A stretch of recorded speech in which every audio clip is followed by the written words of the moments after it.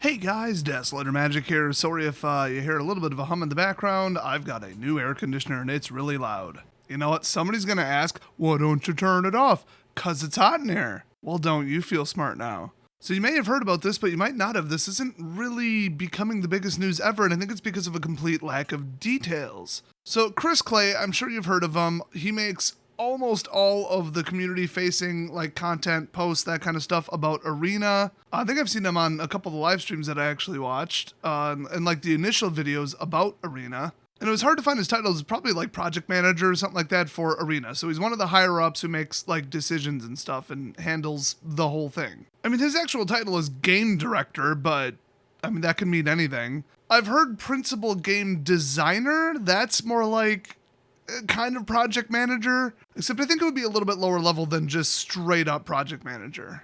I thought I've heard product manager, but anyway, what the heck his position was is one of the mysteries. The other one is why the heck is he leaving? Because he is. So let's just read his statement first. 3 days ago, he posted on the MTG Arena forums, "Hey everyone, while it is incredibly hard to announce this, I wanted to let everyone know that as of today I have parted ways with Wizards of the Coast. This was a personal decision and was only made possible by knowing that I'm leaving this game in the incredibly capable hands of a team that I respect and cherish with all my heart. I'd like to take a moment to thank the MTG Arena community and the Magic community as a whole for letting me be part of it these past 3 years, being the game director on MTG Arena and seeing it blossom thanks to the wonderful development team, my fellow Wizards, with a capital W, so Wizards of the Coast employees, not literal wizards or like us. And the passion of all of you has been one of the highlights of my career. While time has come for me to move on, I hope to be a part of the community for a long time. I wish you all the best and can't wait to see what MTG Arena's new game director, Jay Parker, will bring to the game." So he does kind of say like he's leaving for personal reasons, but he specifically says this was a personal decision. And then he follows that right up by saying, I mean, I'm only doing it because I think the rest of the team can handle it. And like basically the whole project in the game won't collapse without me. Now, the other key thing is when something really messed up happens, or when somebody just abruptly quits or gives 2 weeks notice or whatever, usually what they say is, we're still looking for a person to replace them. The fact that he's already like, nah, it's Jay Parker, that suggests to me that he notified them and then gave them time to either pick someone or he gave his input. You know, so this wasn't like some huge issue where he was like caught doing something or stealing money or whatever, where they're just like, you're fired straight up. And whenever that happens, they're just like, we'll let you know when we find a replacement. So I don't think anything drastic or dramatic or anything like that happened. It could.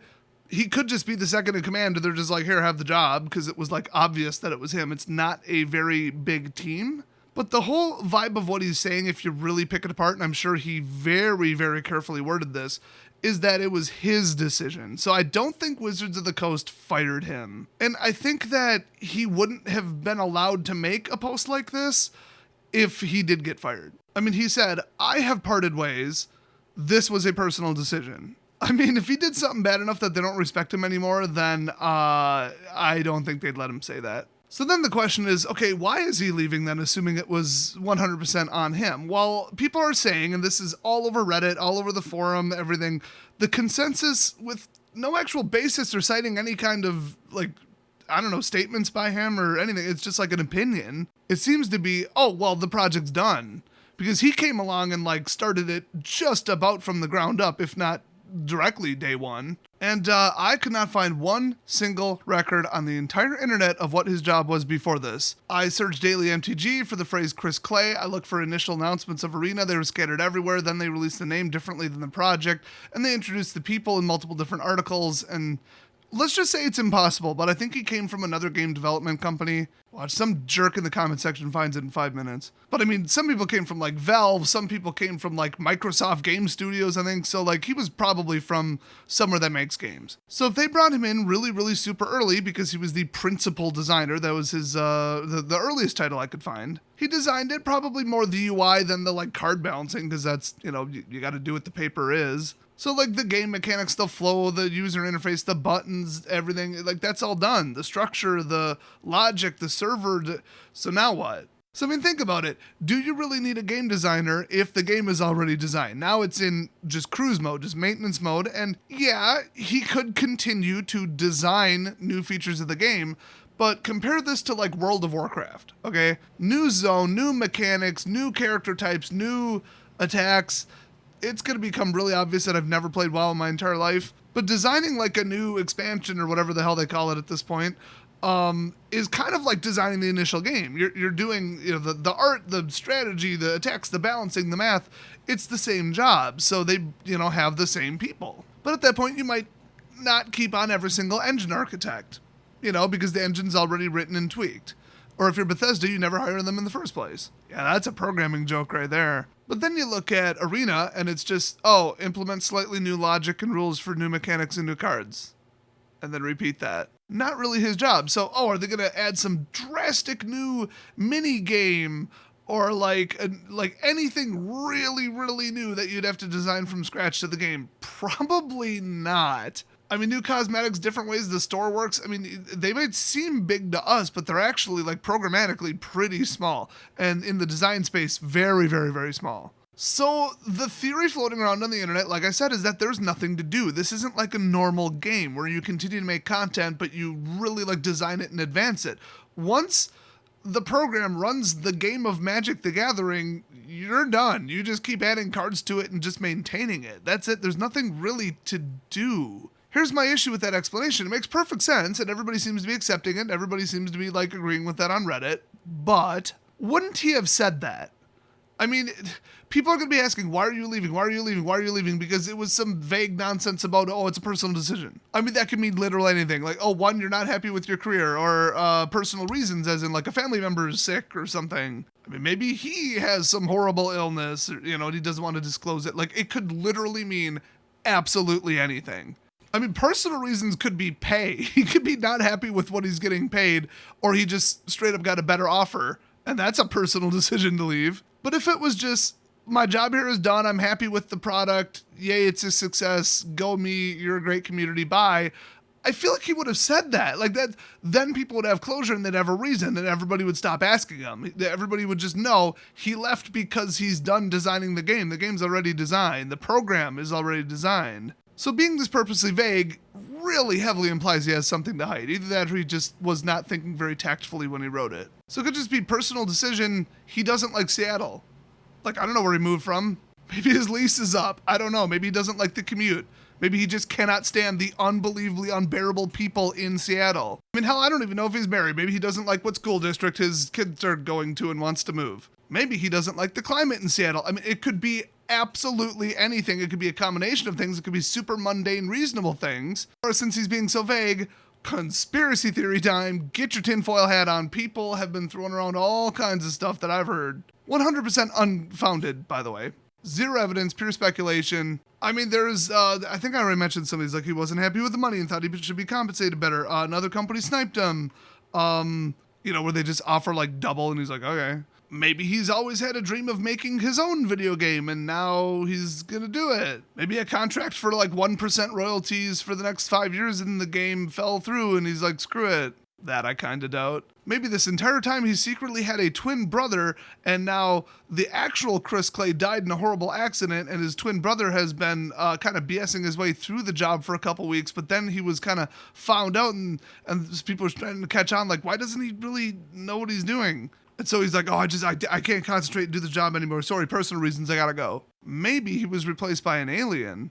Maybe he's fed up with Wizards of the Coast stupid liberal nonsense and all their SJW crap. Or my favorite, Hasbro or Wizards, one of the higher-ups who's a clueless dick, is making them do something that he just fundamentally doesn't agree with in Arena. And that's why this suddenly affects all of us. If the principal game designer happened to be resigning in disgust because he cannot tolerate what they're about to do to Arena, uh-oh. The thing is, I've only heard good things about him. Like, nothing but good things about him from like the community, coworkers, to everybody. And he has nothing but nice words to say about Wizards. Now, everybody knows if you want to still have a career, don't badmouth your old employer. ...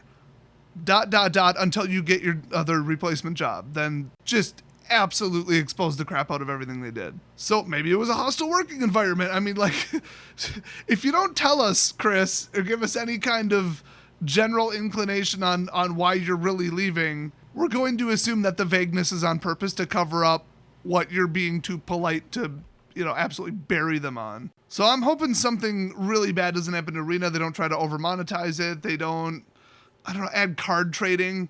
I mean, if I was on the project and they said add in card trading, I'd resign. That's ridiculous. That is not how Arena works. That's just MTGO2, and we don't want that. We don't want an economy. We don't want bots. We don't want a third price.